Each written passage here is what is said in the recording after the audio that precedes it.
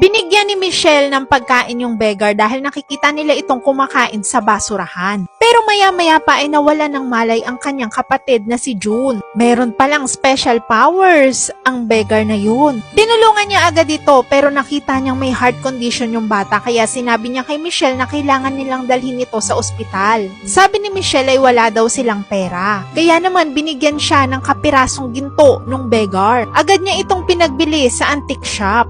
Nagulat yung buyer nito dahil alam niya na galing ito sa isang National Guardian's mask. Naalarma ang lahat dahil natatakot sila na baka posibleng bumalik ang guardian na ito. Napa-opera na ni Michelle ang kanyang kapatid na si June. Nakita nila ulit yung beggar at nagpasalamat sila dito. Pero iniiwasan na sila nito. Pero biglang dumating ng mga kalalakihan at kinausap si Michelle. Alam nung beggar na nasa panganib ang magkapatid. Kaya naman hindi siya nagdalawang isip na tulungan ulit ang magkapatid. Ginamit niya yung power niya para maiiwas sila sa nagbabadyang kapahamakan.